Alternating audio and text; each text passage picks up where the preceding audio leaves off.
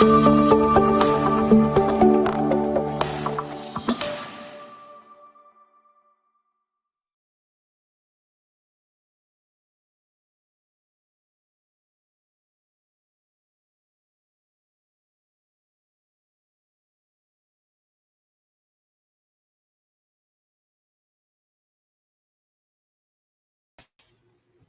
good morning everyone, and welcome to the Sea of Solutions 2021 day number 2.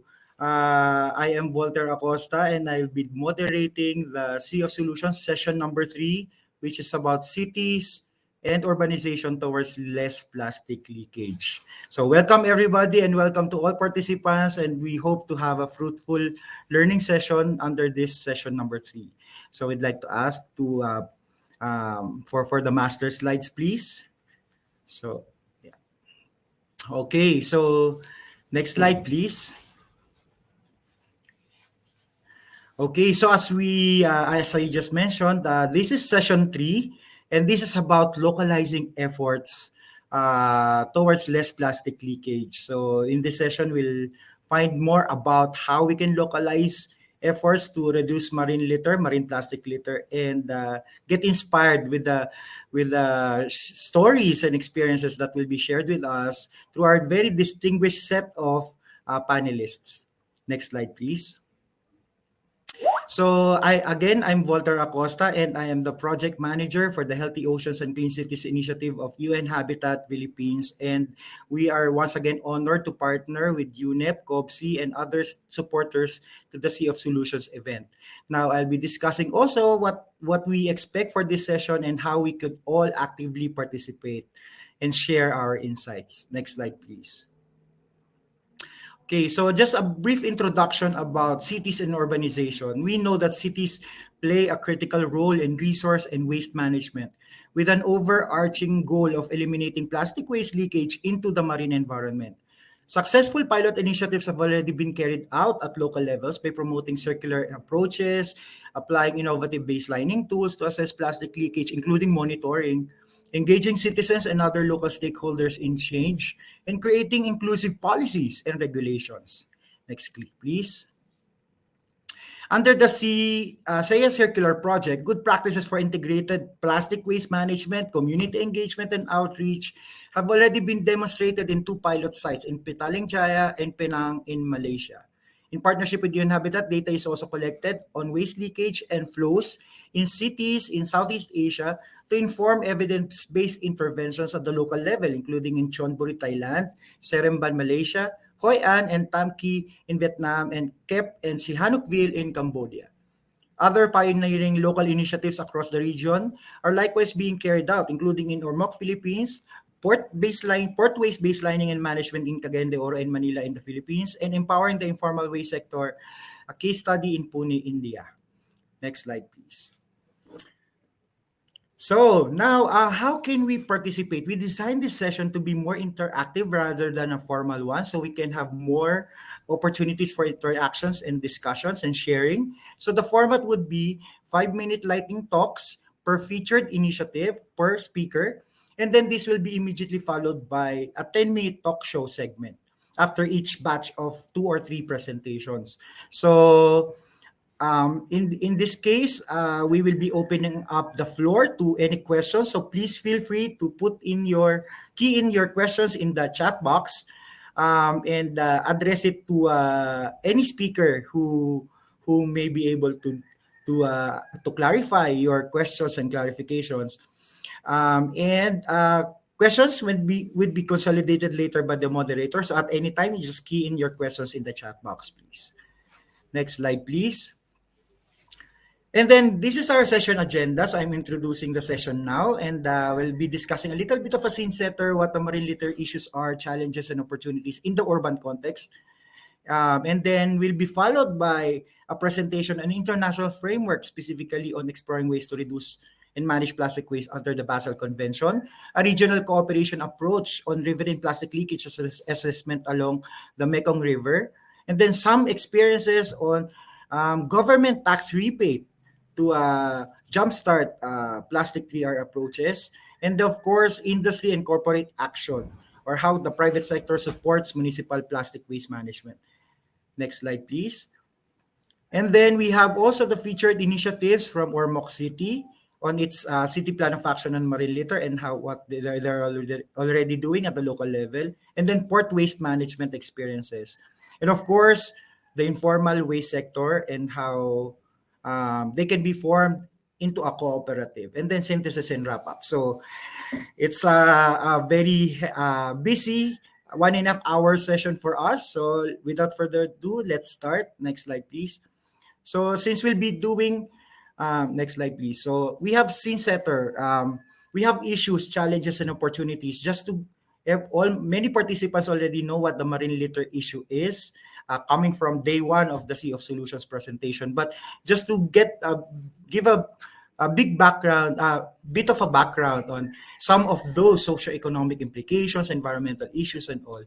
Next slide, please. So yeah, definition of terms. Next slide, please. Yeah. In marine litter, we're talking about something waste that is persistent in the environment, and that's shown in the gyres and the garbage patch across oceans in the world. So that brings to light that it's really a global issue and not just a local issue. Next slide, please. We also have impacts on marine life and biodiversity. Next click, please. So you can see entanglements, ingestion, and the impacts on marine life, and not just marine life, but also birds and other species, including humans also. Next slide, please. We also have to take a look at the issue on single-use packaging, the issue on tourism also, the uh, convenience of tourists in using waste in using packaging materials that end up to be marine litter later on. Next slide, please. We also are taking a look not just as plastics because there are other persistent materials out there that also impacts marine life. That includes metals, rubbers, tires, and textiles and rags, and of course the PPE during the pandemic. Next slide, please. We also have touched on issue, and that is applicable to many countries across the world, about the transboundary movement of waste. And that includes Basel Convention. So we're glad that we also have a speaker to talk about the amendments to the Basel Convention. Next slide, please. Pandemic healthcare waste. We cannot, over the past 1.5 years or 1 year, it's really important to protect public health, but now we're seeing some clues that it's now ending up in coasts, beaches, coastlines, and the seas and oceans, which is also sad. So we are balancing public health with marine litter issues. Next slide, please. Resource and waste management. There are so many cases when local authorities are also overburdened with the ever-increasing waste generation in their locality as cities urbanize. And of course, the value of recyclable materials and recycled materials. Next slide, please. We also think about people's behavior. So sometimes you're just discussing about awareness, but are we focusing also on what will really make the general population engage and contribute to our efforts? Next slide, please.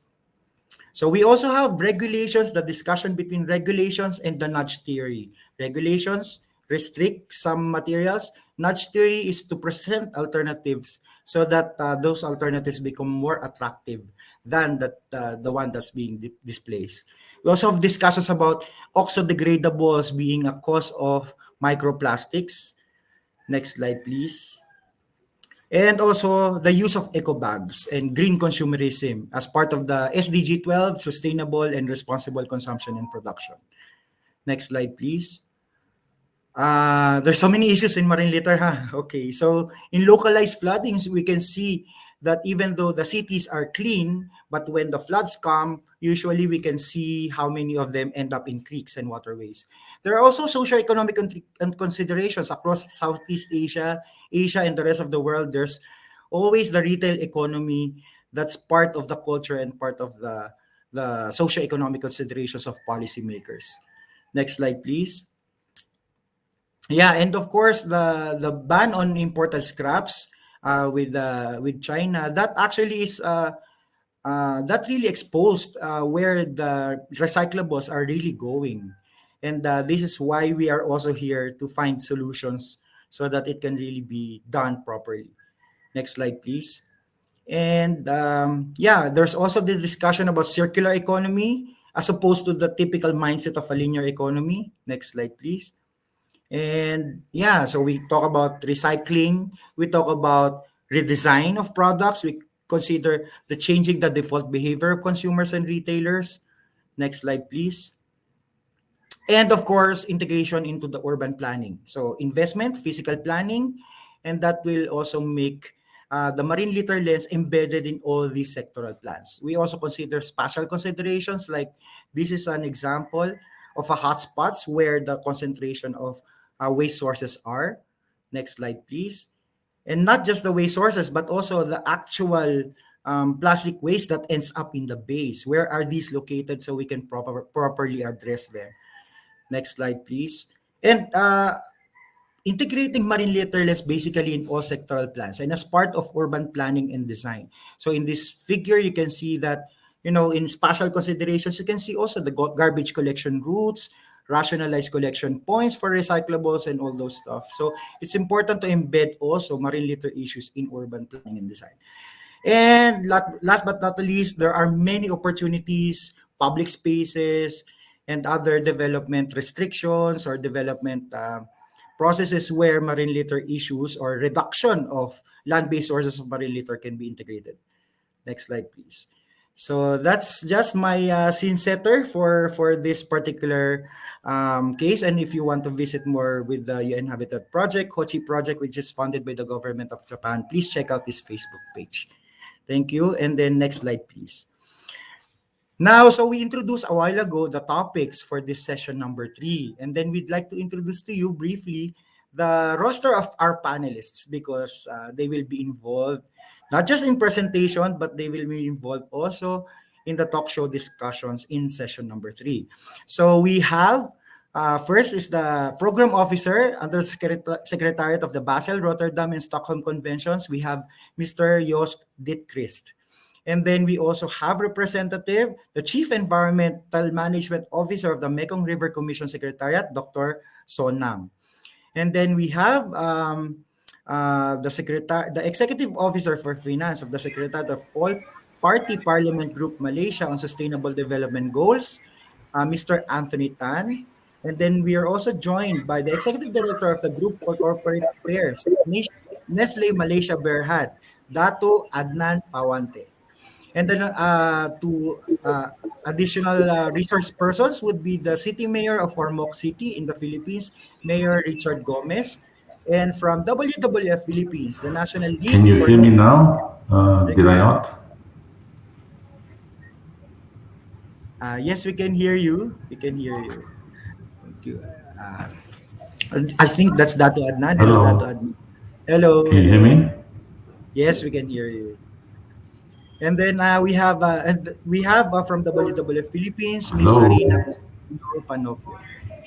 And of course, last but not the least, the director of the Swatch Pune Cooperative, an informal waste sector cooperative, Mr. in Pune, India, Mr. Harshad Barde. So without further ado, let's start off with the discussion. So next slide, please. Um, Yeah, the first speaker is the program officer in the Science and Technology Assistance Branch of the Secretariat of the Basel, Rotterdam, and Stockholm Conventions. He facilitates the implementation of national, regional, and global projects on the prevention, minimization, environmentally sound management, and control of transboundary movement of plastic waste. To update us on the amendments to the Basel Convention regarding plastic and plastic waste and plastic waste movement, let's all welcome Mr. Joost Wittrist. Joost, how are you? Good morning. I'm very well. Thank you very Hello. much, Voltaire. So, thank you very much for the kind introduction. And it is truly a great pleasure to be here with all of you today. And I would like to thank the organizers, of course, for the opportunity to participate in this exciting session. In a landmark decision in 2019, the Conference of the Parties to the Basel Convention adopted the Plastic Waste Amendments. This decision made the Basel Convention the only global, legally binding instrument that currently and specifically addresses plastic waste.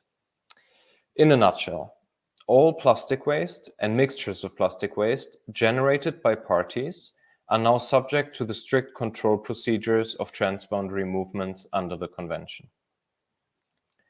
The exception are plastic wastes that are destined for recycling in an environmentally sound manner and almost free from contamination and other types of wastes. Now, given the topic of our session, you may be wondering what role cities have to play in this. The Basel Convention addresses plastic waste across 3 pillars: controlling transboundary movements, ensuring environmentally sound management, and preventing and minimizing the generation of plastic waste. Municipal governments and other stakeholders in cities play a crucial role in implementing these 3 pillars. When it comes to transboundary movements, major harbors are located in cities, and relevant custom officers play a critical role in ensuring that the trade is in line with the provisions of the Basel Convention and tackling illegal traffic. Now let us look at the role cities play in the second pillar, environmentally sound management. Next slide, please. Actually, this was the slide we should have had. I'm sorry, I didn't give the heads up. So we can already move to the next one, please. Exactly. So what you can see here is that in 2018, 62 million tons of plastic waste were recycled, 78 incinerated, and 151 discarded. Historically, 76% has been disposed of in landfills or released into the environment. Now, unsurprisingly, a very significant share of this waste is generated in cities and often disposed in landfills in or near cities. How can we tackle this? First, policies, regulations, institutions, and standards are necessary to provide the legal framework for the environmentally sound management across the value chain. Cities often lead the way when it comes to effective waste management policies and addressing the issue at source, for example, through city bans on single-use plastic products.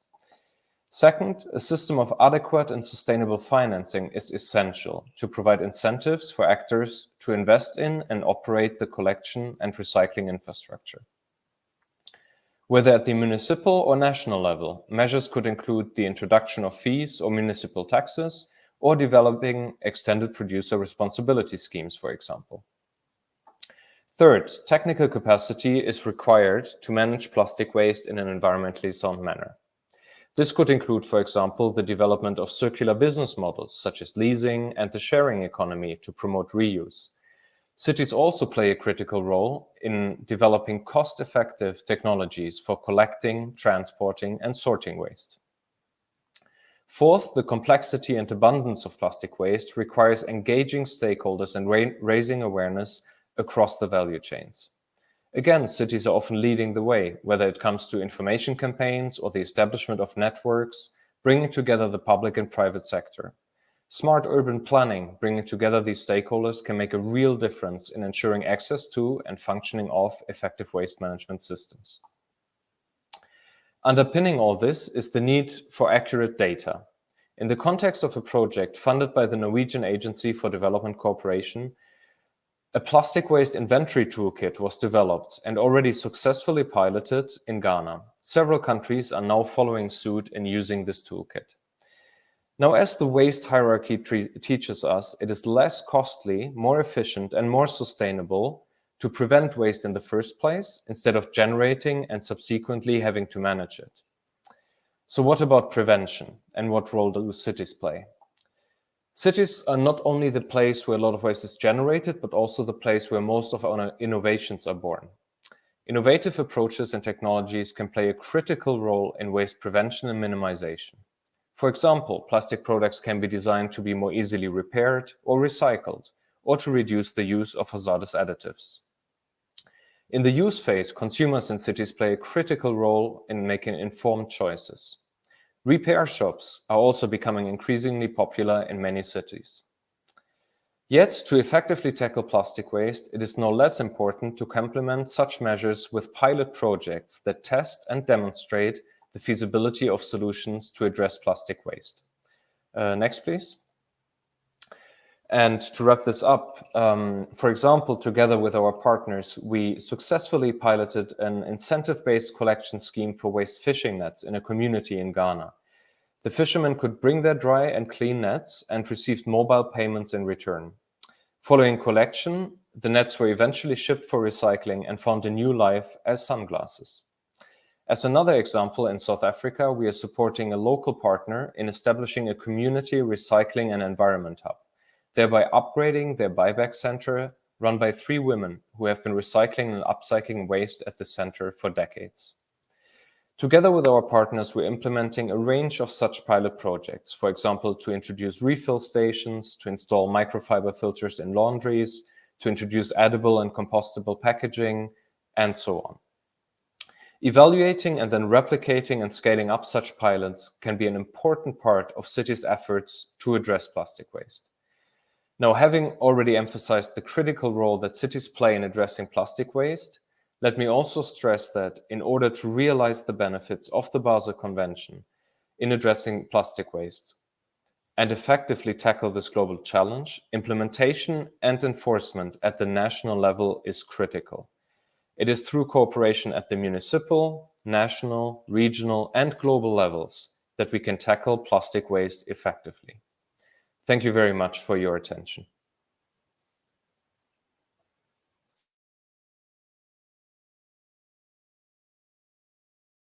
That the only internationally binding agreement that actually tackles plastic waste is already in place, and that calls for national and local actions. So see you in a while, Yost, and thank you for your inputs. Now, our next speaker will be is leading the organization's work on strategy for basin-wise environmental management, watershed management, transboundary environmental impact assessment, joint environmental monitoring of Mekong mainstream hydropower projects, Mekong River Basin Indicator Framework, State of the Basin Report, River Monitoring Network, including plastics. He's the Chief Environment Officer Management Officer of the Environmental Management Division of the Mekong River Commission Secretariat. Let us all please welcome Dr. Son Nam. Dr. Sonam, how are you? Good morning. The floor is yours. Thank you all for the introduction. Good morning, all colleagues. So this is my great pleasure today. I'm going to present the MRC Mekong River Commission statement on the riverine plastic litter assessment along the Mekong River. Next slide, please. Next slide, please. Also, on behalf of the Mekong River Commission Secretariat, it gives me great pleasure to join you all virtually today, and would like to thank United Nations Environment Program and the coordinating body of the Sea of East Asia for organizing this very important annual partnership event called Sea of Solutions, and for having the Mekong River Commission Secretariat here. With this annual event aimed at solving the sea and ocean plastic pollution problem at their sources, today I'm going to talk about the issue of plastic pollution in the Mekong River Basin and how we at the MRC are doing to monitor and manage this river plastic pollution through a basin-wide approach. Next slide, please. It goes without saying that the Mekong River Basin is one of the most important and significant transboundary river basin in the world. The Basin River Network System and its riparian ecosystem have provided abundant resources that support the livelihood of nearly 70 million people who call it home. Next slide, please. Indeed, it is home to over 1,100 fish species, making it one of the most biodiverse rivers in the world. Its annual flood pile brought by the monsoon rain during the wet season have made inland capture fishery the largest, most productive, and important source of dietary protein of the basin population. But the river is confronted with multiple threats. Next slide, please. As the basin has undergone rapid economic development and urbanization, Plastic has found a wide variety of applications in the Mekong Basin due to its relatively low cost, lightweight, durable, moldable. Recently, the Mekong River Commission estimated that the amount of plastic waste produced by the 4 member states was about 8 million tons per year, with Vietnam and Thailand being the most producer. According to our latest finding from our survey, approximately 70 to 90% of riverine waste accumulated at river port and pier were plastic types, with plastic bottle, plastic bag, styrofoam making up great proportion of riverine plastic waste. With the Mekong River being classified as one of the top 10 rivers that collectively carry out more than 90% of the plastic into the world oceans, the surprising and worrisome finding have led to a growing concern among the member states, Cambodia, Laos PDR, Thailand, and Vietnam, on the potential effect of plastic debris and pollution on the river and its freshwater fauna. That is particularly true because there are concerned knowledge gaps among the member states on the flux, transportation behavior, pathway of plastic debris pollution from the Mekong River system to the marine environment. Since then, the Mekong River Commission have taken a number of bold actions to respond to this emerging threat to the Mekong River water quality and ecosystem, starting from a paperless initiative to no plastic bottle policy at meetings and at the Secretariat office. We launched a public campaign, Let Act Green for Greener Mekong, to raise awareness and address the plastic pollution from within. Our staff member at the Secretariat also encouraged to create a greener office where light and air conditioner are turned off during the lunch break and more plants are grown in the office. At a more strategic level, we are conducting a comprehensive regional study that aims to assess, evaluate, and identify the following: the status and trend of plastic pollution, the effect of plastic waste pollution on freshwater resources, the monitoring and management of plastic waste challenging in the Lower Mekong Basin. Expected to be published in early 2022. This study encompasses both primary and secondary data collection method. We are set to collect primary data at selected port and pier of the Mekong River to estimate the volume of plastic waste leakage and accumulation, and to assess the effect on freshwater fauna of the river. Next slide, please. In parallel with the undertaking of this study, we have initiated the development of basin-specific Mekong River Commission detailed methodology for long-term cost-effective monitoring of riverine plastic debris in the Lower Mekong system, covering not only riverine macro and micro plastic pollution, but also microplastic pollution in fish. As making this remark, this methodology being piloted across the Mekong Basin by the implementing national agency of the 4 member states. This pilot will provide knowledge and insight necessary to better adapt to the detailed methodology to specific situations of the Mekong River prior to its finalization and further application. One fine-tuning, we are planning to disseminate the methodology to our member states for their routine implementation as part of the Mekong River Commission Water Quality Monitoring Network.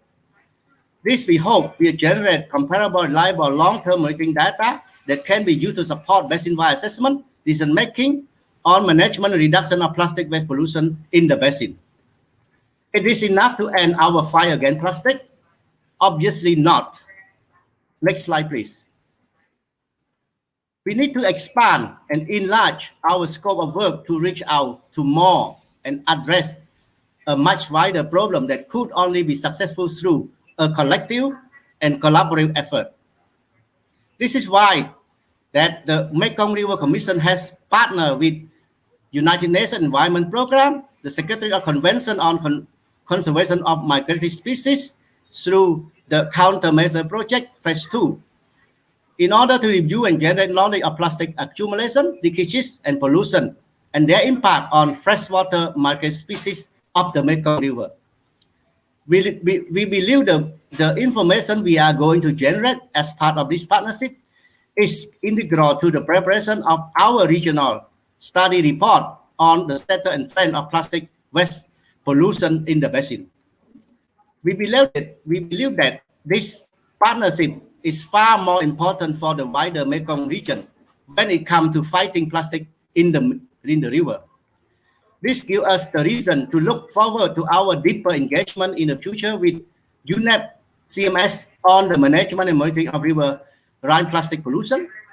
We would like also to encourage the opportunity to cooperate with other development partners, including the GIZ, for the upcoming year to implement our MRC Mekong River Basin approach for the management and monitoring of riverine plastic pollution.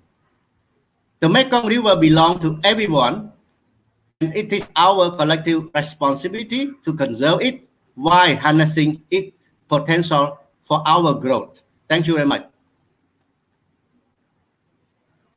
Sir Sonam, and that's a very powerful presentation about baselining, data, and of course, regional cooperation. I see we already have one question in the chat box, but before doing that, we'd like to open the floor to a poll just to check what the participants feel about our previous topics. Next click, please. Next slide, please. Okay, so a poll question will be posted by our back-end technical support team, the Rayoj and the team. So poll question number 1 would be, should efforts to reduce land-based sources of marine litter always be mainstreamed in urban planning and design? So please let us know if you totally agree. A, B, only in some aspects, and C, totally no. So can we post the hop-in poll question, please?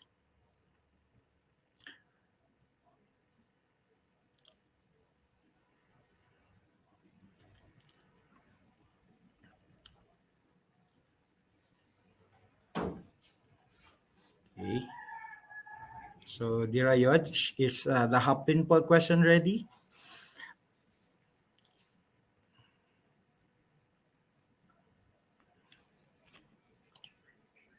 Okay, so I think we can, maybe we are experiencing some technical difficulties. So probably we can already start with the talk show discussions. And that's related to a question from Robin Hicks in the chat box. And that we open the floor to any speaker from the entire panel regarding, is there a challenge in regional cooperation between countries? Is that an issue also? And that also goes to the question that we have that can be addressed to both Yost and Dr. Sonam.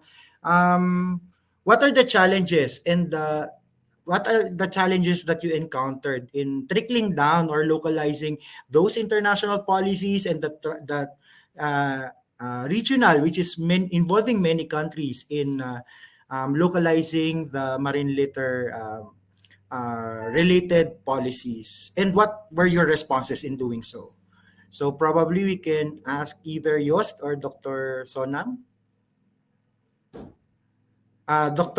Yost, please. The doctor may also start if he prefers, no problem. Okay, thank you, Yost. I think this is a very good question. This is the question that resulted out in our development program of collecting baseline data and building capacity of the member country. I think and doing this, we have an intensive review of the legal and institutional framework of the member countries. So this is very is one of the challenging issue, the legal status and the legal the institutional mechanism and organization specifically for managing and reduction of plastic pollution is not so specific. So we should have a specific plastic waste management in the member country, and it should be a specific institution who coordinate and manage this management of plastic waste, and it should have a sufficient capacity, human capacity and physical capacity, especially lack of monitoring capacity, both hard and soft capacity for monitoring, collecting data.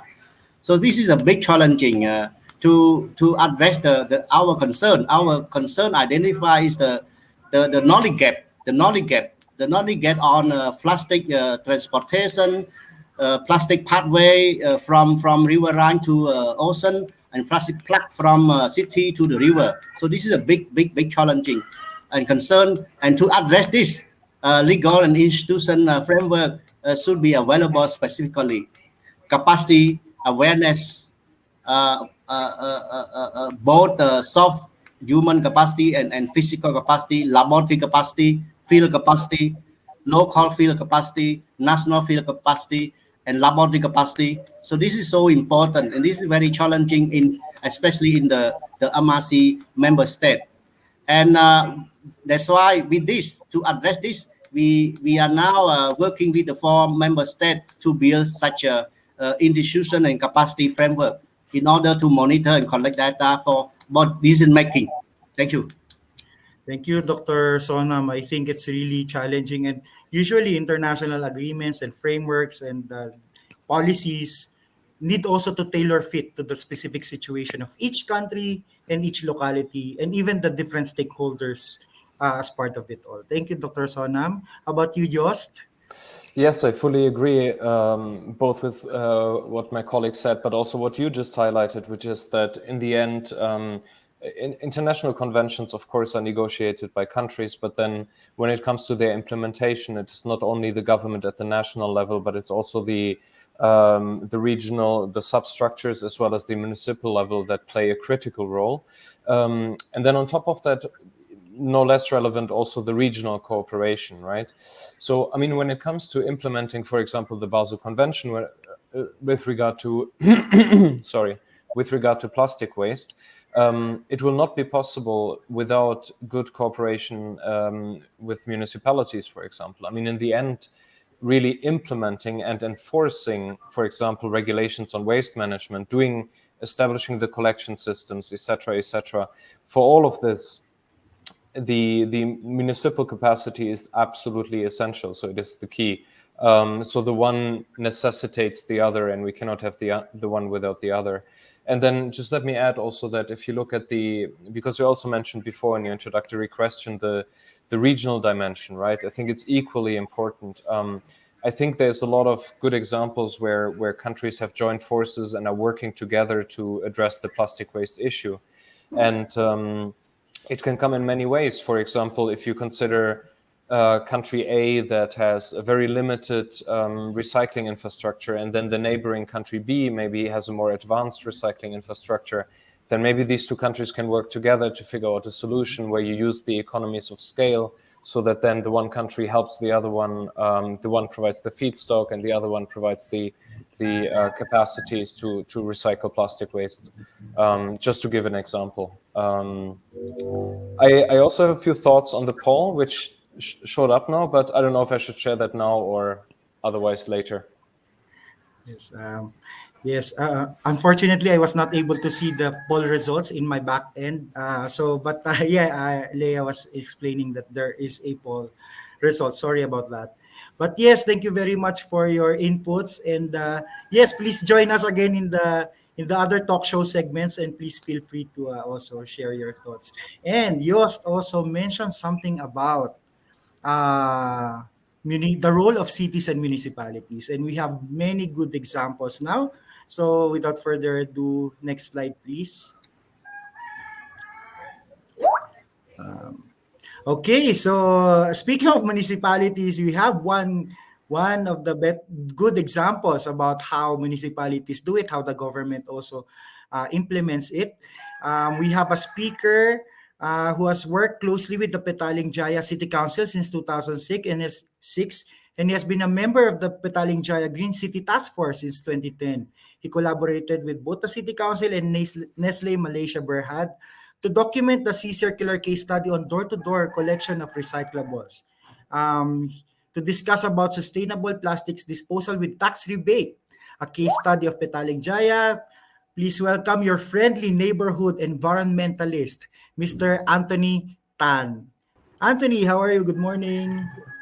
Good morning. Thank you, Volt, for the introduction. Um, I just like to start with some acknowledgements. The case study was developed as part of the Sea Circular project, reducing marine litter by addressing the management of plastic value chain in Southeast Asia, implemented by UNEP and COPSI with funding support from the government of Sweden. This case study on Petaling Jaya's Assessment Tax Rebate Scheme 3R, Solving Plastic Solution at Source, provides an overview how a local level government, in this case the PJ City Council, promotes waste separation at source through a combination of property tax incentives and a public-private partnership. The project has been enabled and supported by the Ministry of Environment and Water as the national focal point, and the Malaysian Green Tech and Climate Change Centre, which is the implementing body. The project was implemented by the Solid Waste Management and Public Cleansing Department of the Petaling Jaya City Council in collaboration with Nestle Malaysia. And in addition, technical partners involved in the implementation of the project are Tetra Pak Malaysia, KPT Recycle, and most importantly, the residents of PJ, as well as the Circular Economic Club Petaling Jaya, who organize the stakeholder consultations. Sorry for the long intro, but one of the things that I've learned is partnerships is very important, and that's in line with SDG 17, partnerships towards the goals. Next, please. Next. Next. So the Climate City Plan for PJ is to reduce 4 kilotons of CO2 emissions via the rebate scheme through retrofitting and behavior change. It is very heavy on inclusiveness. Both rich and poor residents can participate. It is complementary. The Green Building Index or similar accreditation is acceptable. It is to be used for higher plot ratio or density. And the rebate from separation of waste is actually equivalent to 2 to 3 years of sales of recyclables. Next, please. There are actually 5 sections for the rebate. So there's a this actually can be a half-day talk by itself. But very quickly, there's an energy section on water, and of course, our area of interest would be waste, waste composting, eco enzyme making, recycle, or separation of waste, reuse, and also reduce of resources. Then we've also got a section on transportation and biodiversity. So if one were to play their cards right, one can actually have an assessment-free situation for up to 3 years. If they were to stretch it, they can have portions of their assessment reduced over a period of maybe even 5 years. Thank you. Next, please. So specific solutions that were identified and applied. MPPJ first worked with the local recycling company, KPT Recycle, to organize the sorting and transportation of the materials from Bandar Utama, which is one of the townships within the Petaling Jaya city. The Bandar Utama project provided an excellent basis for the planning of the project, which is the basis for the Sea Circular case study. And in the PJ case study, Nestle Malaysia and MPPJ partnered with KPT as well as Tetra Pak Malaysia to carry out the project. Next, please.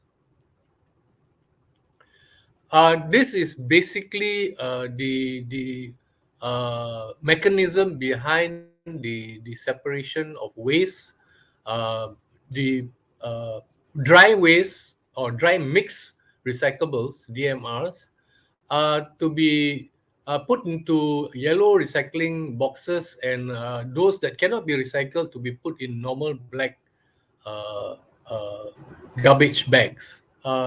So if I can just have the last few minutes to quickly go through the points that were used in the planning.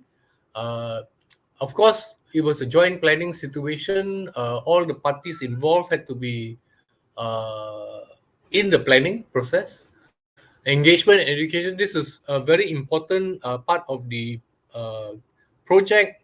The SEPA with the residents organized by Nestle was very well received by the residents of the areas that were covered. And responsible collection and processing, what Nestle had actually promised the residents, and they kept to their word, was that the recyclables would be collected, and very minimal to none of the recyclables would end up in the uh, uh, waste fields. So this is one of the very important parts of this project, that none would go into the landfills. And monitoring and continuous improvement, the residents were asked for feedback. Improvements were done in terms of the collection. Dato Adnan, who is going to join me after this, he will be giving more details into this project. But one of the interesting things is that a jingle was actually created and played by the drivers of the trucks that were picking up the recyclables, so that people could know that the recycling trucks were on the way.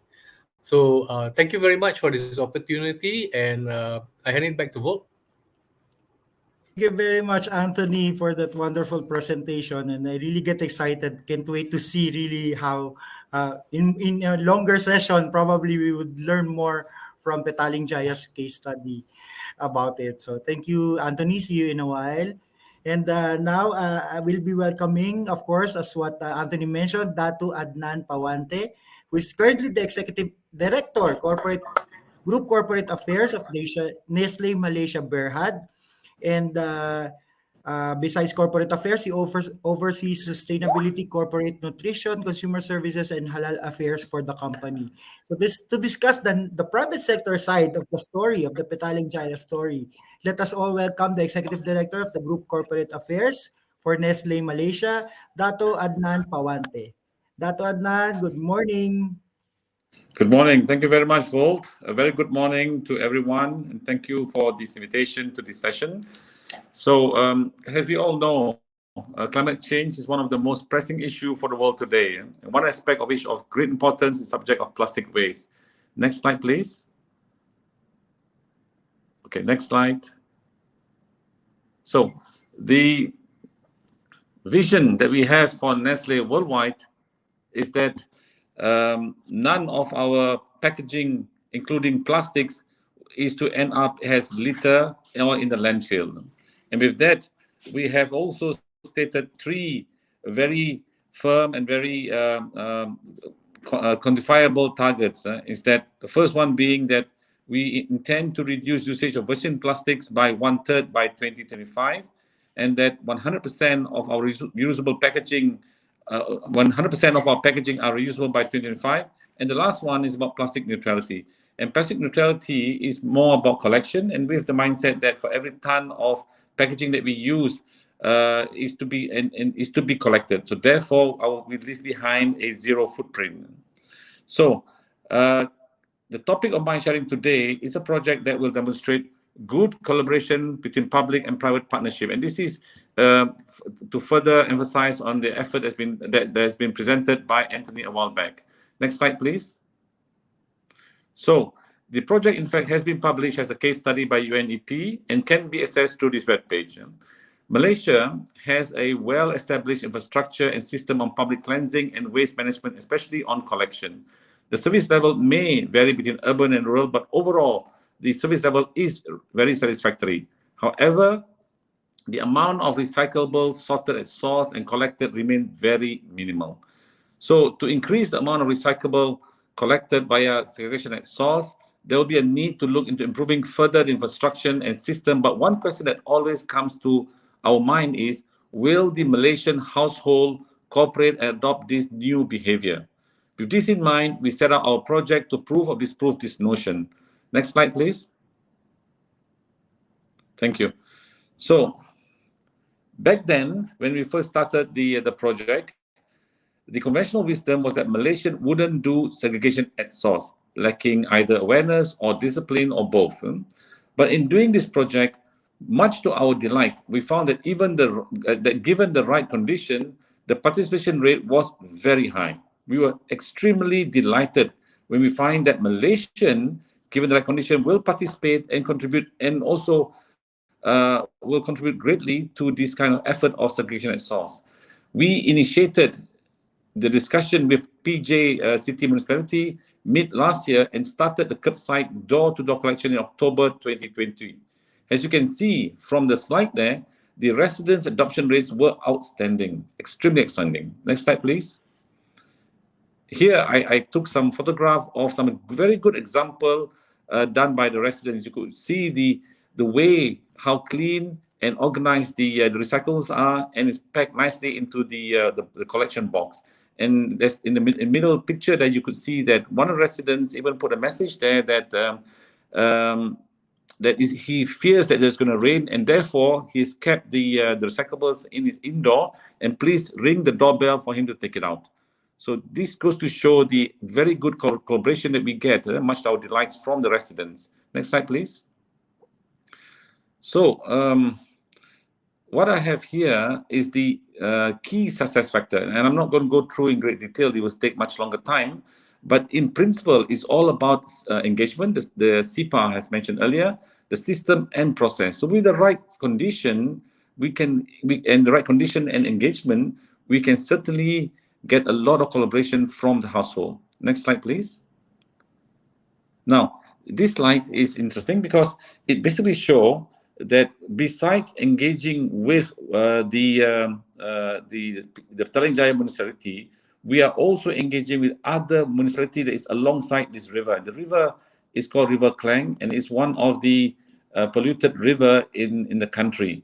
So we have plans now, and so far we have engaged with 3 cities, and a 4th city is underway. So we are collaborating now with PJ municipality, where we are collecting door-to-door something like 20,000 homes, and also the city of Subang, where we are currently collecting 10,000 homes, and the city of Shah Alam about 5,000 homes. So in total, we are almost approaching 35,000 homes.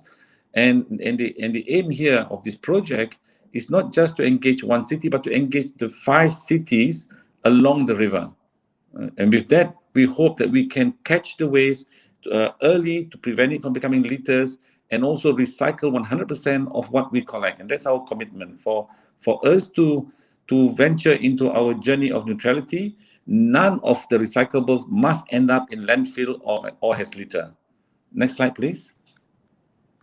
You know, while we are working to improve on the rate of collection, rate of recycling, we still get, unfortunately, waste recyclables being littered and end up in the river. So therefore, as you can see, it's a bit of a busy slide here, but you could see at the bottom pictures that we are also engaged with another body called the Selangor Maritime Gateway, whereby we are working with them to intercept and collect the waste from the river at downstream.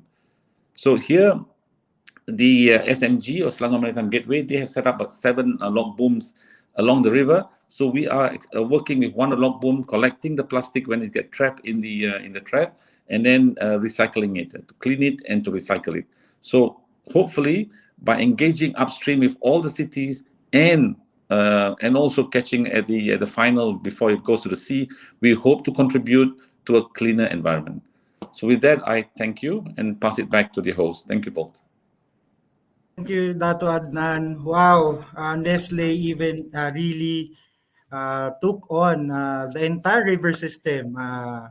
You adopted the river basically. So, and that's together with the municipality. It's not a one-man. It's not a one-party effort. It's a multi-party effort. Yeah. And that is the reason why it's very successful. So yes, we will go back to you. Actually, my question here for the both of you is how did you meet? How did you see the collaboration? But before that, we would like to ask participants for another quick poll. So a quick poll for to get the view of participants. So poll number 2 would be, are fiscal incentives or incentives in general, sorry, effective tools to jumpstart and snowball initiatives to reduce the consumption and production of plastics, or the management of plastic waste. So A, incentives, yes, very much. B, yes, but to a limited degree. And C, not at all. So we can have 20 seconds to have the the the pulse of our participants under session number 3.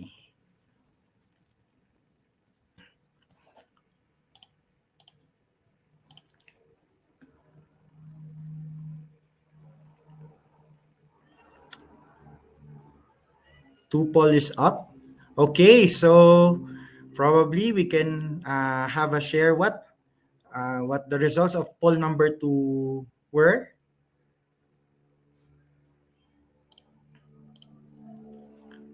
So, do you agree partially or not at all that incentives really do jumpstart initiatives to reduce or recycle plastics?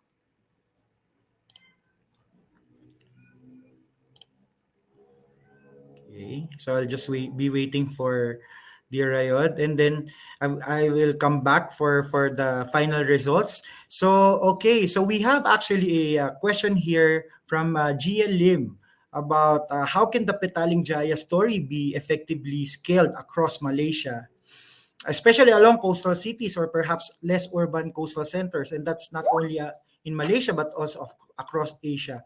And that's related to my earlier question to both of you, Dato Adnan, and because I'm sure we have city governments in the participants panel. How can cities work with the private sector, and what does it take for the private sector to work and collaborate with the cities? So, any thoughts? Yes, maybe I go first and then pass it to my friend Anthony. So the Thank effort you. that we have done and the experience that we gain in the engagement at the Petaling Jaya city engagement is rather generic. And this certainly the learning can be shared. And as you can see, the learning has been documented in this case study in the UNEP website. And based on our experience in Petaling Jaya, where we are able to really engage and get very high participation rate, some of the township in the city, we register something like 90% and 5% participation rate of the household with regards to doing the single stream segregation. So with this experience, we have actually now engaged the next city, which is Subanjaya, and the following city, Shalam, to do the same thing. And as mentioned earlier, we intend to scale this up to all the cities along the river. And certainly, this experience can be scaled up to, I believe, to any cities or anywhere. The bottom line here is about engaging the household, about giving the right awareness and the right awareness and the right system and processes in doing the collection. And many people are very enthusiastic about joining this. In fact, if I may just add on one more point, Volt, many people ask us, do we need to incentivize? Do we need to apply things like trash to money or trash to wealth kind of initiative? Do we have to pay for the collection? We told them, when we communicate to the household, we told them that it is our collective responsibility towards the environment to keep it clean. And we also explained to them that waste collection, especially segregation at source, actually requires funding. And that's also the reason why many municipalities or many concessionaires are not able to do this and to do this very well extensively. And so if we were to further pay for the waste collected, then the cost to do the collection will even go higher. But when you talk to them and explain to them, to our great delight, everyone took it upon themselves, a sense of responsibility, and you can see that the participation rate is very high and is still going very strong. Maybe my colleague Anthony would say something. Yeah, first of all, I'd like to thank Nestle Malaysia. This is a little plug-in for Nestle Malaysia. I live in Subang Jaya. So when the first rollout came out, It was in Petaling Jaya, and my house was not included. But I'm so glad that the housing estate that I'm living in is one of the pilot projects within Subang Jaya, and the collection has been done at my house regularly. On one hand, it's good. On the other hand, my wife complains how come we have so much of recyclables. So the thing with Petaling Jaya is we started off the rebate scheme 11 years ago, and it was the whole point of the rebate scheme is not so much to get people to look at things from a different perspective, but to just kickstart green living. So if you look at energy, water, and transportation and biodiversity, recycling is just one of them. So to say that recycling alone will make a difference, uh, even being a panel member, I would agree with what Datuk Anan mentioned earlier. The monetary incentives may not be the main thing that keeps people going, but to have that awareness given to people that uh, recycling is one of the things that you can do. So it kickstarts the whole point. I've been asked by many people from Penang all the way to Kuching, why is it their city councils cannot replicate what PJ has done in terms of the rebate scheme? And my very simple answer is please ask your mayor, because it has to do with the city council bylaws. So if one Nestle, by the way, Dato' Anis is a small challenge lah. If what they have Nestle has done in Petaling Jaya and now replicating in parts of Subang Jaya and Shah Alam, they can do it in the whole of Selangor eventually. I'm very sure they can introduce this to Penang, to what they call Johor and other states in Malaysia. So Shabas and congratulations to Nestle. You're leading the way, and I hope that other multinational will see, and even local companies, by the way, will see that it is possible to do what they call the responsibility in terms of collecting back the used items, whether it's plastic or even paper products. Thank you. So I think guys, not just Subang Jaya and Shah Alam and other cities all over the world is are just waiting for this very nice collaboration that will be applied also in their own localities. And just to update you on the polls, our speakers also has touched Anthony and Adnan already touched about the incentives, and yeah, almost half that incentives might jumpstart initiatives, and then a little half on not to a limited degree. Perhaps some would explore incentives first, but yes, it takes really courage and patience and perseverance to explain to the people how important it is for all of us. So thank you very much for sharing. And now we move on to another speaker about the local plan of action on marine litter and the existing initiatives of the city to reduce marine litter. So our next speaker is a multi-awarded actor, TV host, and TV commercial director, an accomplished sportsman and athlete, a product of the University of the Philippines, and a man of faith and a family man. And to top it all off, he is the local chief executive of the Ormoc City government. So let's welcome Mayor Richard Gomez. Mayor Richard, good morning. Maayong buntag. Thank you. Good morning, Maayong buntag sa tanan. I'm presenting to you Ormoc City initiatives on plastic waste reduction and our plan of action on marine litter. I'd like to give you an overview of Ormoc City. If you show us the next slide, please. We are a first-class independent city situated in the middle region of the Philippines in Region 8 with a projected annual, next slide please, annual growth of 2.26%. Ormoc City's population is predicted to be around 231,000 by end of the year. We have 110 barangays covering a total land area of about 613 square kilometers, almost the size of Singapore. On slide number 4, based on the solid waste analysis conducted earlier this year in partnership with the United Nations Habitat and Waste Wise City, Ormoc City generates about 75 metric tons of solid waste every day, with most of it coming from our households.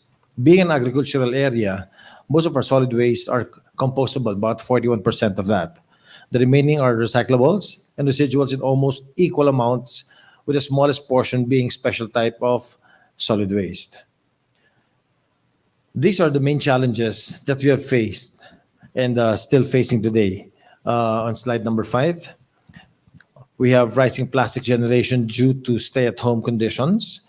Due to accessibility constraints, not all of our residents enjoy our garbage collection services because of distances. No, last and not least, we have just like most countries, there are a lot of solid waste violators. Next slide. So what are we going to do to address these challenges? Our main strategy is to promote community behavior towards sustainability and self-improvement through IEC. We have to inform our people. Regular street sweeping and garbage collection are fundamental programs that are done on a daily basis. We are also partnering with different agencies and entities to expand our reach. To support our programs, we procure the appropriate equipment and machineries. So next year, we will be purchasing more garbage collection trucks, and relevant policies are created and implemented whenever necessary to serve as our legal basis in our city. Next slide. As you can see, we immerse ourselves in our communities to address the problem at the grassroots level. So we go to the different barangays, inform them, and tell them that we have to work together to solve this problem. For solid waste management, we use social media platforms to expand our reach. Next slide, please. Yes, and the next slide, we make proper solid waste management procedures. Next slide, easily accessible to the local residents by having visual aids installed in a lot of strategic areas around the city. Next slide. We also make sure to capacitate our community champions and make them self-sufficient in the solid waste management programs. So we give them orientation on solid waste diversion, deputation of community solid waste management enforcers, and we give them planning workshops as well. Next slide. We empower our youth. Molding our youth to be future eco warriors is another advocacy of this city. As you can see, a lot of kids in our city help out in cleaning up our streets and our water and our seas. Next slide. We do careful planning. That is one of the key components of our success. This, of course, done with involvement from our communities and other relevant sectors. Next slide. Some barangays form clusters to maximize the collection effort, while others installed garbage collection points to hasten the process. That is how we do it in our city. We have regular community sweeping, collection of garbage, clustering them in different areas of the city. Next slide. It has become our habit to clean our surroundings on a regular basis together with our partners, because we always believe that a clean city is key to a green city. Next slide. Utilizing our bridges, we install trash traps to minimize the solid waste reaching our seas. This is a small solution to a very big problem. So what we do is we put nets on top of the bridge and then hang it all the way down to the bottom, and whatever garbage will pass through the current, that is all being sieved through the fishing nets, and that's how we collect our garbage that's passing through our rivers. Next slide. Of course, we need a facility large enough to handle our solid waste generation. This is being managed in our sanitary landfill. We have a Category 3 sanitary landfill with a rated capacity of 64,000 metric tons. In addressing the next slide, in addressing the rising generation of infectious waste, Ormoc City also invested in the creation of an infectious waste facility. So all our hospital wastes go to this facility. Next slide, please. As you can see in the next slide, that is where we collect our infectious solid waste. Next slide. Solid waste recovery is another major program that is being steadily improved by the city. So we pulverize glass and then make them in eco bricks and other waste materials. We try to create something out of them, and we give them to our community as part of their livelihood program. Next slide. We focus on solid waste recovery activities at the generator level, which is very important in mainstreaming solid waste diversion in our communities. The Barangay Solid Waste Management Program in some barangays in Ormoc. We also have the National Eco Savers Program in one of our bigger schools in Ormoc City. Next slide. We partner with relevant sectors, which is a key aspect to our success. We work with the Chuchi Foundation to increase our efforts in collecting and recycling PETs, plastic bottles, and which is being collected and sent to Taiwan to be processed into items like blankets, and these are distributed during disasters. We've experienced this already when we were hit by Typhoon Haiyan in 2013. Next slide. The HOCCI project, in partnership with the people of Japan and the UN Habitat TM, is an effort to minimize, if not eradicate, the harmful effects of marine plastic litter. So we really have to partner with the Healthy Oceans and Clean Cities Initiative, which is really working very well for our city. We have people, organizations, and barangays that work hand in hand with us. Next slide. In our city, I asked our council to come up with policies and ordinances that will serve as our legal basis when we do our activities in Ormoc City. Some of them are ordinances adopting ecological solid waste management system, creating the necessary institutional mechanisms, and appropriating funds and rewards, and declaring certain acts prohibited and providing penalties thereof. We have ordinance number 082, ordinance creating the ecological solid waste management section under the Environmental and Natural Resources Office, absorbing the garbage collection and disposal section of the General Services Office. And we have Ordinance 051, regulating the sale and use of single-use plastic products in the city as defined herein as receptacles, packaging, prescribing penalties, and providing funds, therefore. The other ordinance we have is an ordinance prohibiting the intentional release of sky lanterns and helium balloons in Ormoc City. Next slide, please. Down to the last few slides. Creating and implementing appropriate policies. Next slide, please. We deputize solid waste management enforcers and extending our enforcement arm by deputizing community champions and volunteers. So there are a lot in Ormoc City. Next, please. We have regular inspection of communities and business establishments and permanently regulating single-use plastics and banning those we can do without. Next slide, please. Slide. As you can see, apprehending and penalizing violators is strictly implemented in our city to make sure that people follow the laws that we have here. We have to date almost 200 violators, and the fees are ranging from 200 pesos to about 3,000 pesos. Littering and unsegregated solid waste is among the top violations recorded during our enforcement. So we've gathered about 32,000 pesos worth of incentives, of which we award to our 41 enforcers, and they receive 25% of the penalty amount that are being collected by the city. Next slide. And with the help of our communities, we have high hopes that we can take initiatives towards a sustainable and better future. Here in Ormoc City, everyone has a responsibility to care for the environment, and we believe that environmental action is the key solution to a better normal. We may be different, but we all have one thing in common, which is our planet. Thank you so much. This is Richard Gomez, Mayor of Ormoc City. Thank you. Richard has a powerful presentation about all the possible initiatives on policies, programs, and initiatives of the City of Ormoc, Philippines. We'll go back to you, Mayor Richard, to learn more. We have lots of questions in the chat box addressed to you and also to Petaling Jaya. So next slide, please. Just a quick poll. Poll question number 3 would be, how do you think the COVID-19 pandemic has affected efforts to do plastic circularity or plastic 3Rs? A, do you believe that it actually leads to the backsliding of efforts to pursue plastic reduction and recycling?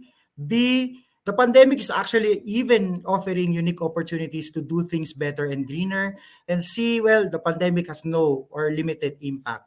So please key in your responses to the poll questions. Now we would like to go back. Probably would like to also welcome both Mayor Richard and Anthony to the panel. Mayor Richard, I think there's lots of questions. Let me first start off with the stakeholder engagement. So apparently in Ormoc City, you are working with a lot of local stakeholders. How do you engage them? What's the most effective way for a mayor or local chief executives to engage Uh, them and bring them to the table? the most important way to engage them is to make them realize that if we do not do anything about the problem of solid waste management and the problem of littering our streets, then we will have a problem in the future. If they understand the value of cleaning up our streets and our rivers, it is easier to engage them in community work.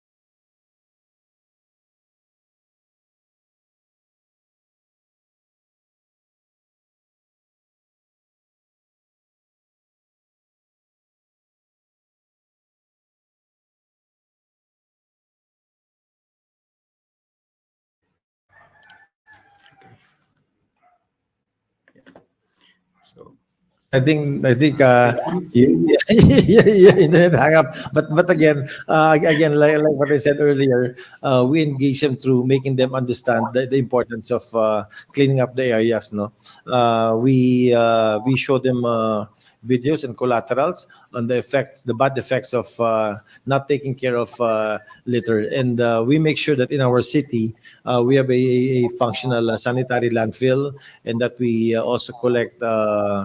Infectious waste materials and throw them at in a appropriate disposal area. Thank you, Mayor Richard. Sorry, I was lost for a while. But from the chat box, there are interest regarding your trash traps along the rivers. So there are questions about how can you ensure that the trash traps are not hazardous for wildlife, and how is your success that you could share related to the breach trash traps, and who did the collection? Because trash traps just trap the waste, but ultimately, how is it managed later on? Mayor Richard? Actually, Sir Voltaire, when the trash traps in the bridges were introduced, I was actually amazed that something like that can be done. So, and in Ormoc City, we have so many bridges, and I encourage all the barangays to at least put one trash trap using a fishnet to use this accessory, and it has done a lot of good things for us with regards to catching wildlife. There are because our rivers are not so deep, so there are very little wildlife that goes into the trash trap, and we make sure that once we collect the trash traps, in case there are wildlife included in the traps, we make sure that we set them free again. That is great. That is great. Thank you, Mayor Richard. And another question, but it's also for Petaling Jaya, but please feel free to jump in, Mayor Richard, about Thank you, something to thank do you. with involving also the academe. There's an interest about how Petaling Jaya also involved the academic institutions in plastic waste reduction. So that's also a question for both Anthony and Mayor Richard. Yes. With regards to the academy, we engage our citizens, especially students, during weekends. And in weekends, we have different barangays doing regular cleanups. And all of these cleanups can be seen in our Facebook webpage, Ormoc City Government. That every weekend, almost all barangays are very active in doing their cleanups, especially those barangays that are by the coastline. We have about 14 barangays by the coastline, and we try to do our cleanup because The problem with the coastlines that it gets dirty, and even if you're not, and most of those dirt are not coming from our city, it is coming from other areas, but are being washed away in our coastlines. Yeah. So that Yeah. has to be considered as well, the upstream side. No? Anthony, please. Yeah, sure. Well, Mayor, Petaling Jaya actually is landlocked.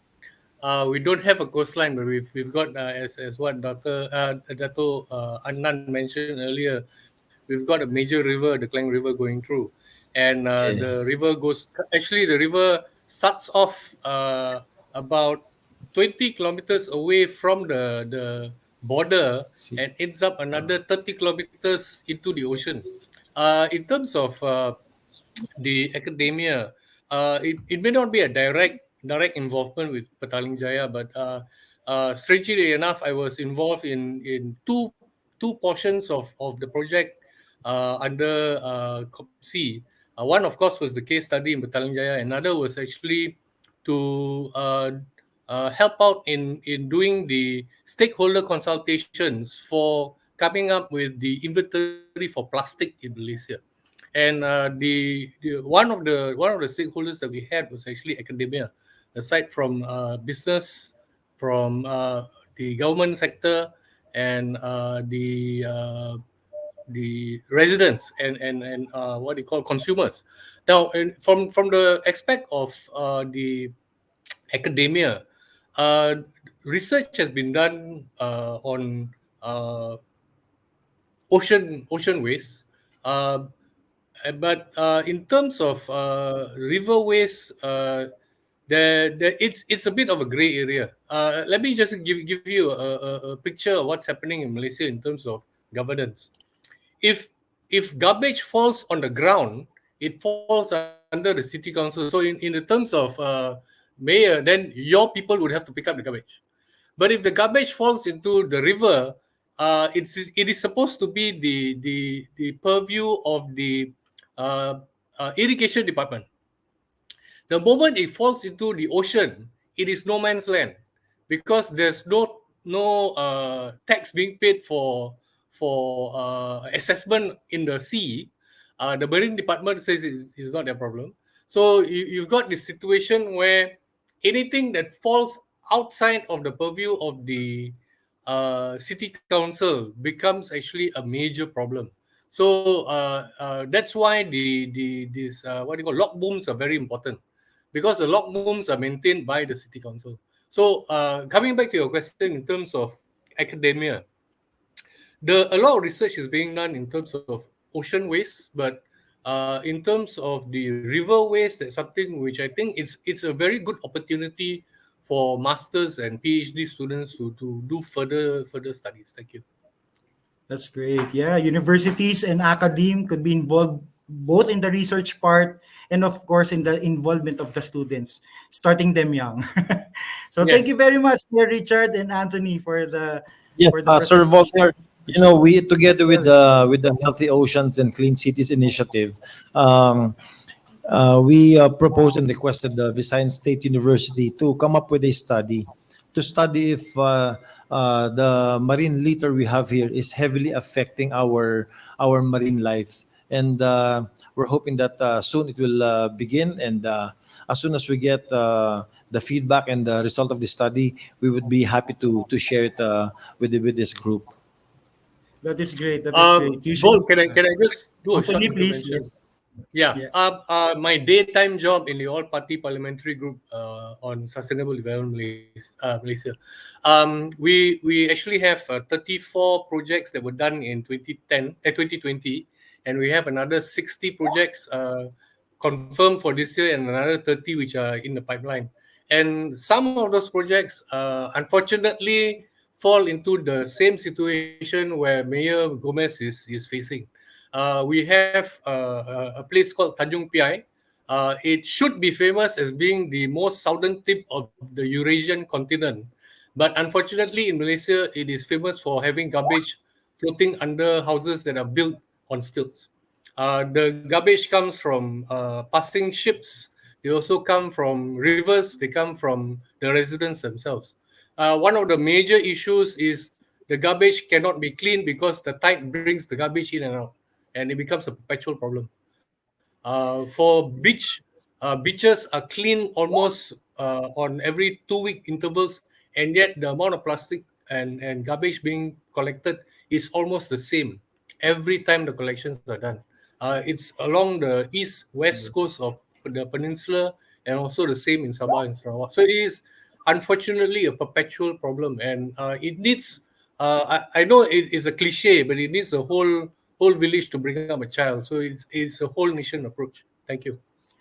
Very great. That's true. That is true. It's nice also that policymakers also rely on scientific researches for policy making, grounded policies too. Thank you very much once again. And now we move forward to the last segment of will be about stakeholders. Thank you, Mayor Richard, and thank you, Anthony. They both cities mentioned about stakeholder engagement, and we have two local stakeholders who will present. The first one would be to be presented by the National Lead for No Plastics in Nature Initiative for Worldwide Fund for Nature Philippines. So to talk about clean ports, clean oceans, improving port waste management, let us welcome Miss Sarina Constantino Panopio. Hi Sarina, good morning. Hi, good morning, everyone. For a change, for our presentation or for my presentation, we'll be playing a video to tell you more about what our project is. So, please enjoy the video. Thank you.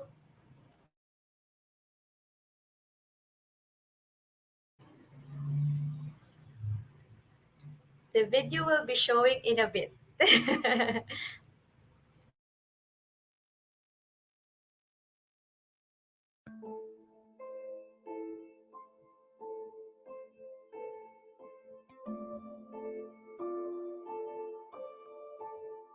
Mahalaga sa amin na ayusin ang pagsisinop ng basura dahil maaari itong makaapekto sa mga karagatan, sa mga pangisdaan, at makaapekto sa mga kabuhayan ng mga tao, mawawalan hanap buhay ang mga tao.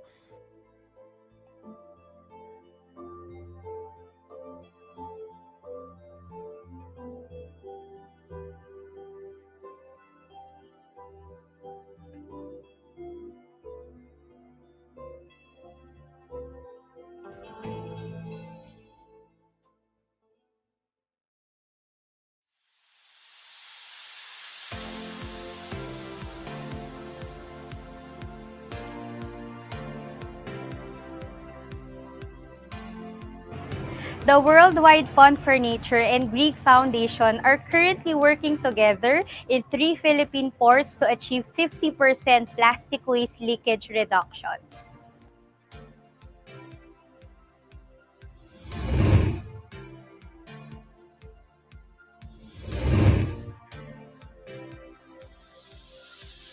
We are working with the Philippine Ports Authority, Philippine Coast Guard, Maritime Industry Authority, shipping companies, Department of Environment and Natural Resources (EMB), and other relevant port stakeholders to come up with solutions to fight plastic pollution and save our ocean.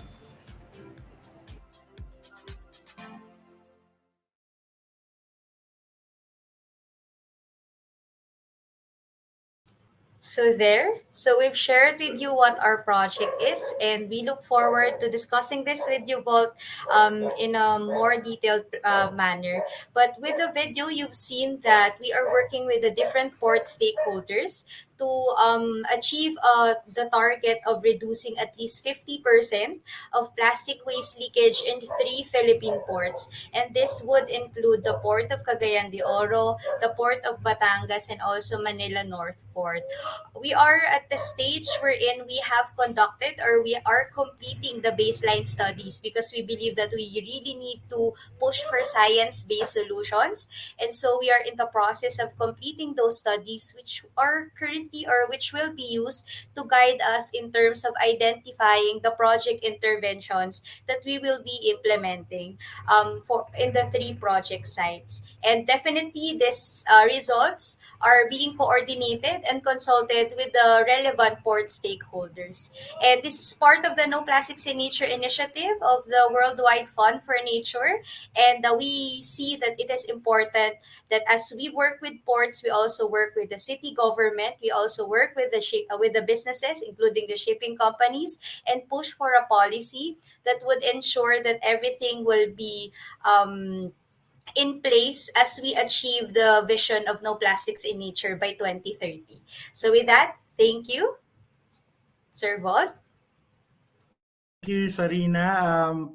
That's another good dimension to cities and urbanization because we're talking about the sea-based sources of waste. So later on, we'll be asking you and Harshad about your message on how to involve both the ports and the informal waste sector. So see you in a while, Zarina. So for our last presenter, we'll be inviting the director of an informal waste sector cooperative to discuss integrating the informal waste sector for plastic 3Rs, a case of study of Swatch Cooperative in Pune, India. So let's welcome the director of Swatch Pune Cooperative, Mr. Harshad Berde. Harshad, good morning. A very good morning to you. Thank you so much, Voltaire, and thank you to the entire team for having us here. Could you please go to the next slide?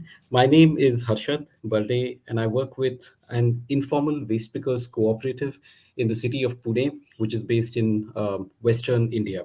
Next slide, please. For those, most of you would be aware, but for those who are not, informal waste pickers are those who are collecting the trash, the recyclables, the paper, plastic, metal, glass, cloth that has been thrown away either on our street sides, river sides, garbage dumps, landfills, so on and so forth.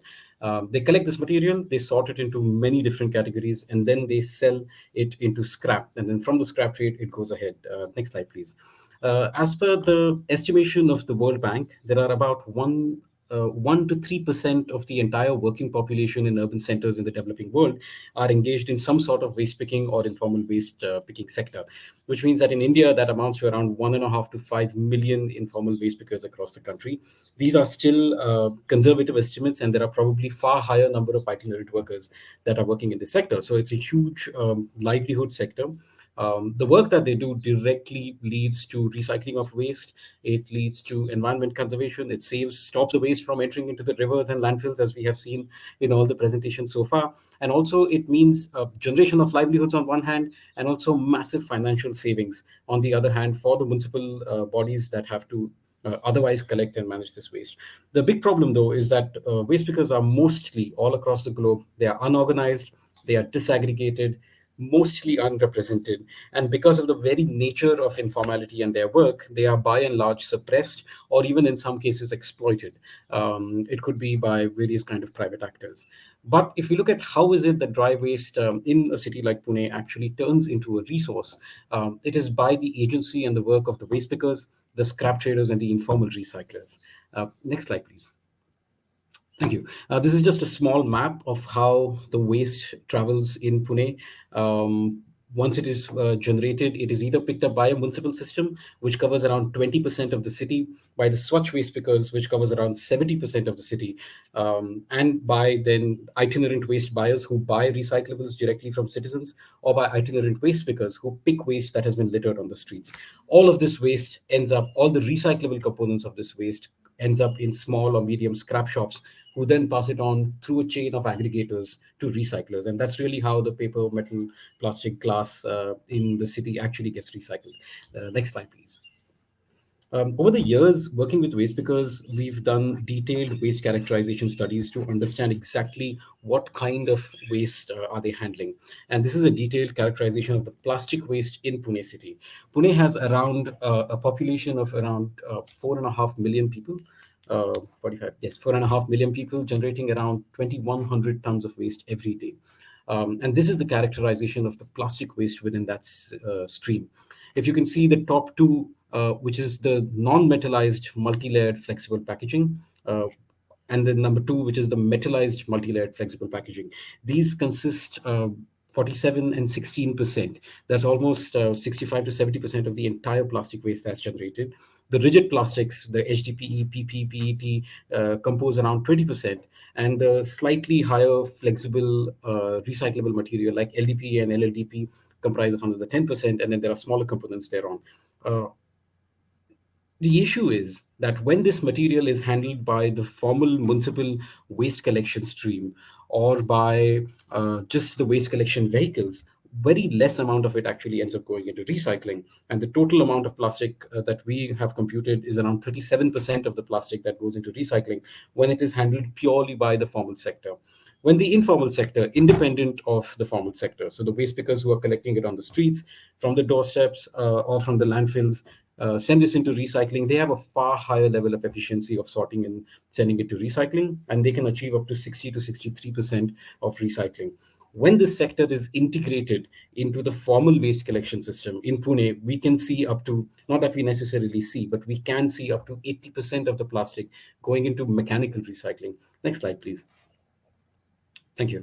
How this has worked in Pune is that the informal waste pickers over the last 30 years have organized themselves. They have come together first to form a trade union in the city of Pune and our neighboring city of Pimpri-Chinchwad. And today there are more than 10,000 informal waste pickers who are a part of this trade union.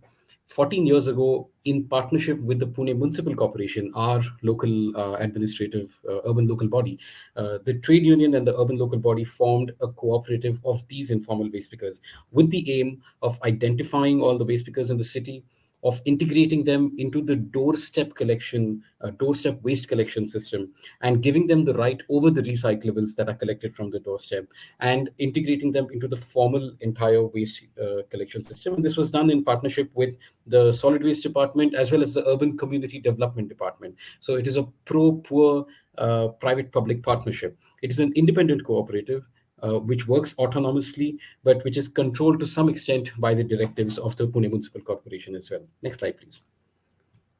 Thank you. Within the city of Pune, we have achieved almost 95% doorstep collection. And when we say doorstep, we mean if I'm living in a building on the sixth floor, the sixth floor door of a building, if you're in a slum, then every doorstep of a shanty in a slum.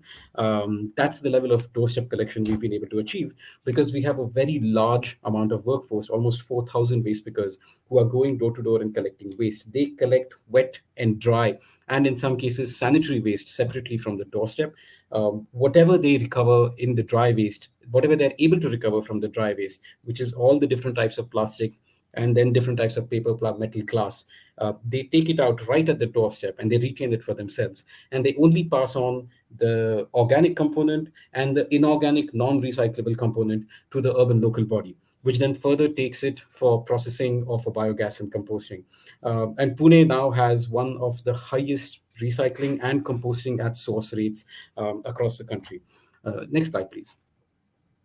Thank you. The urban local body provides the administrative costs for managing these 4,000 waste pickers. They are not paid salaries by the corporation. Only the coordination between them, the field staff required for doing training, outreach, IEC activities, liaison, ensuring that people are coming on time, replacements are given, so on and so forth. That kind of 100 administrative staff salaries are given by the municipal body. In addition to that, in order to manage the system, the necessary push carts, this is a non-mechanized system. There are push carts that are used by the waste pickers in order to collect the necessary equipment, which is the buckets, bags, gloves, sorting sheds, which is a very critical component where the waste pickers can bring the dry waste, sort it into different categories, and sell whatever they can for recycling or store it for 2 days so that they can aggregate more and sell even more into recycling.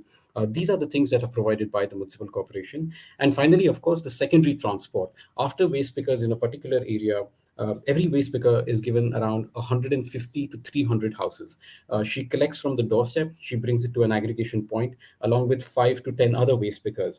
And the municipal vehicle just arrives, and in about 5 minutes, it's able to collect the waste from 1,000 to 2,000 properties in a segregated manner and move on. So this is a highly decentralized system. And this secondary transport of collecting the waste from the waste pickers and taking it ahead is something that's organized by the waste pickers, by the Pune Municipal Corporation. And of course, the regulatory support and social welfare scheme support is also provided by the urban local body. Next slide. Thank you.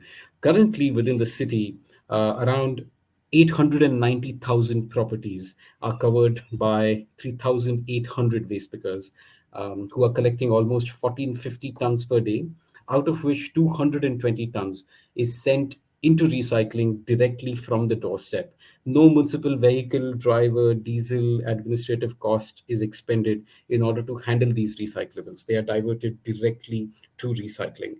And the level of segregation that we have been able to achieve within our collection system, which, like I said, covers around 900,000 properties, is almost 98%. Could you please go to the next slide? Thank you. How this system works is on the basis of a direct user fee, which is that the waste pickers are not paid a salary by the cooperative or by the urban local body. The citizen who gets the service for waste collection from the waste picker directly pays them. It used to be an informal system, and now it has been formalized by the municipal body. They notify the user fees which are applicable. Every waste picker is given a set number of properties that they go to and collect waste from, and every property is required to pay them in cash every single month a certain amount of money, which is currently around $1 or 70 rupees per month, which is a fairly low cost. Because there is a direct user fee component, there is no administrative cost in making those fees, in making those payments. Because there is a direct recycling component, there is a huge reduction in the amount of waste that the corporation, the municipal body, has to handle. Over the last 5 years, it has costed the municipal body 32.1 million USD to do this primary waste collection system. But because of the reduction in labor costs and the reduction in recyclables, they have saved up to $136 million USD. So 4 times more savings than the amount of money that has been put into operating the system. Next slide, please. Thank you. This works because informal waste pickers who have a direct interest in recycling, in sorting, in selling the materials, are meeting citizens who are required to segregate the waste at source. This happens because there is a very high number of waste pickers integrated into the system. The entire waste collection happens within a span of 3 to 4 hours all across the city, workers working parallelly at the same time. This happens because the waste pickers have been empowered, they have agency, they are paid directly by the citizens, they are service providers who, if they don't provide the service properly, don't get paid properly. There is complete transparency and accountability here. No money, there's no scope for any kind of corruption or any kind of issues with respect to labor exploitation. And there is a direct relationship. When a waste picker is coming through your door for 10 continuous years, you have a bond that gets created beyond gender, beyond class, beyond caste, language, whatsoever. And that bond is what allows for ensuring behavior change in citizens who at first refused to do wet and dry separately, but now do wet, dry, sanitary, domestic hazardous waste, and thermocol waste separately as well. And all of this at a user fee of 70 rupees per month or $1 per month. The waste pickers here are given the right over the recyclables because a part of their income comes from the recyclables. When they collect the waste, they sort out absolutely everything that they can and they send it directly for recycling. And the corporation does not have to bear any fees for that. Next slide, please. Thank you. Could we please skip this slide and go to the next one? Thank you. Over the last 5 years, around 2.3 million trees have been saved just by the amount of paper that has been recycled, or 800,000 metric tons of CO2 emissions avoided. Around 340 million liters of fuel consumption has been avoided because of the plastic recycling that happens. Today, waste pickers are recycling around 100 tons of plastic every single day in Pune, and they save around 900 over the last 5 years. Around $9 million have been saved by this waste recycling system. Next slide, please. Thank you. What this has also allowed is for us to develop different kinds of system based on this basic decentralized, slow-moving, highly segregated, integrated waste collection system. We are able to collect metallized multi-layered plastic packaging, which I said before, it doesn't really get recycled. we are able to collect it directly from the waste pickers up to 6 tons per day, which is still a small component. It's still 1/4 or 1/3 of the total amount that's generated in the city. But we're able to collect it, transport it, and send it for mechanical recycling. And the entire system is funded by one of the largest FMCGs, the ITC company in India. This ensures that they are able to meet their extended producer responsibility targets. The waste pickers are able to get the benefit of EPR directly, and there is complete traceability from the doorstep to the point of recycling. The municipal corporation does not have to spend any money in this whatsoever. Similarly, we've been able to set up a segregated sanitary waste, so diapers, napkins, condoms, incontinence sheets, separation of this material at source by the households, and its segregated handling and transportation from the point of source to a point of processing. And Pune City is now in the process of setting up the world's second mechanical recycling facility for sanitary waste, which will not burn the material but actually convert it into cellulose, polypropylene, and other types of material that can be recycled again. We've also been able to set up cooperative scrap stores where the waste pickers are not only have the right over the recyclables, but they come together and they sell it to their own cooperative, and they are able to earn profits from the sale of the material in addition to the basic value as well. We also recently have been able to set up an EPR based thermocol waste recycling system, where the entire municipal corporation's collection system ensures that thermocol is separate at source, handled separately, and transferred to the manufacturer of thermocol or extended polystyrene in Pune, who takes the burden of transportation and recycling the thermocol, and we've been able to not eliminate but reduce that item showing up on our roads, in our rivers, as well as our landfills. Next slide, please. Next slide, please. Thank you. And a lot of this has happened because of the integration of the informal sector. What it means is that you have to identify and register them, provide them with capacity building and training, give them the necessary equipment, and bring them into the waste collection, transportation, sorting, recovery, and processing facilities, because they bring an expertise and understanding and logistics capacity of handling recyclables. When we integrate them into the system, not only are we preserving their livelihoods, but we are also directly contributing to the environment conservation as well as the financial sustainability of our solid waste management systems. We can help them set up their own scrap shops or become aggregators, and also tax subsidies or incentives could be provided to waste pickers, to recyclers, so on and so forth. One of the critical things, though, to do is to provide space for recycling as close to the point of generation as possible. Because waste pickers have sorting sheds, they can take their dry waste about 100 meters or 50 meters down from their collection, sort it into different materials, and then sell it into recycling. Without that, all the mixed recyclables would end up in the landfill, and they would be sorted by a giant processing plant over there, with much lesser efficiency and much fewer livelihoods being generated. And finally, of course, waste pickers are provided access to social security directly, even though they are not employees of the organization or of the municipal corporation, but they get pensions, rations, insurance, and educational benefits because they have been working in the sector, and because their work actually contributes to the financial, social, and environmental sustainability of the city. The idea going forward must be to upgrade and support the informal sector and not try to replace or remove them in any way. Next slide, please. I think that's the end of my presentation. Thank you very much for the opportunity to speak here, and I'm sorry if I exceeded my time.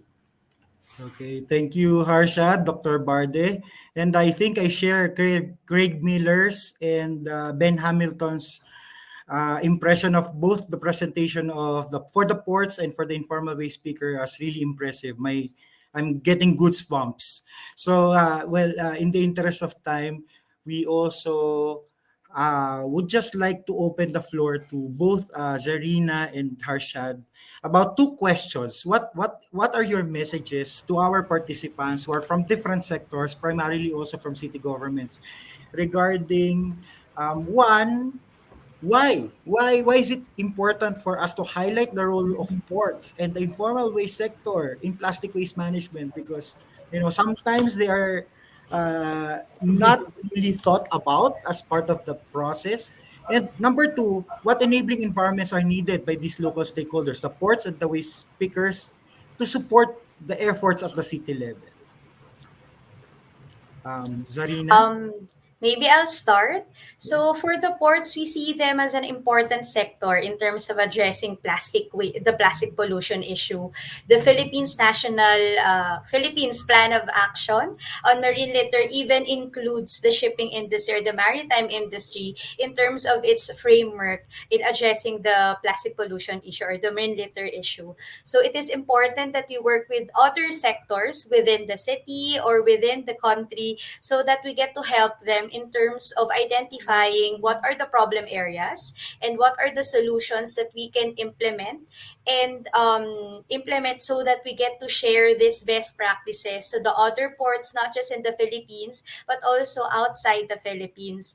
As to the enabling environment to support city efforts, definitely it is important for the port sector to take part because they are residing within the city. And I think the enabling environment would be something that they would need to take into account what are the mandates, what are the roles of each stakeholder in addressing plastic pollution.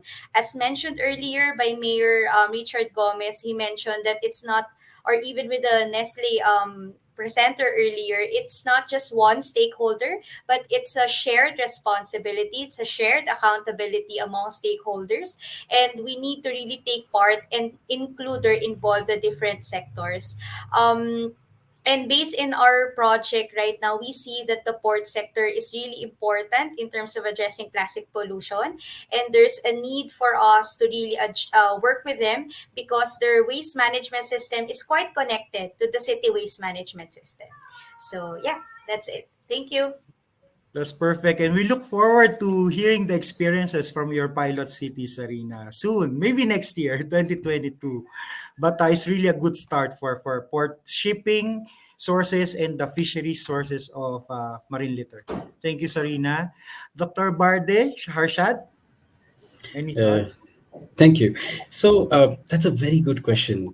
I would say for anything, any decision making, the basic premise that we should be looking at is what is the long term sustainability of our efforts, with the triple bottom line of social, environmental, and financial. And more often than not, what we get lost in is the financial part of it, or something that really doesn't fit into any three of these, which is the visual part of it.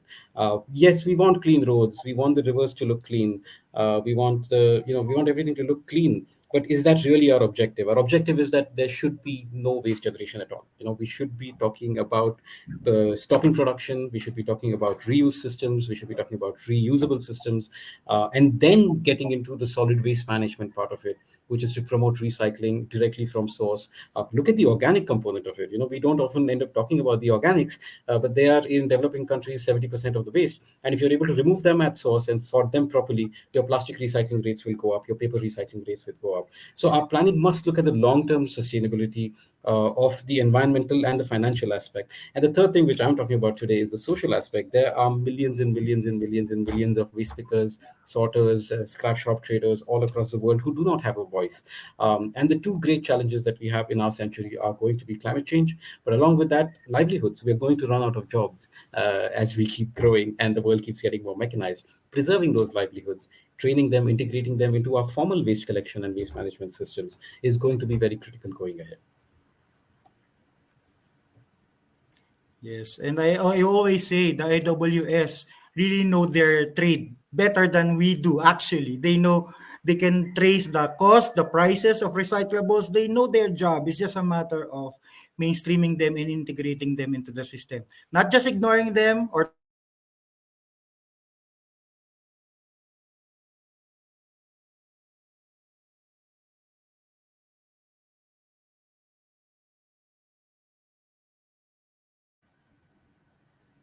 I think Voltaire is stuck. Or are we stuck? Yes. I think it's Voltaire.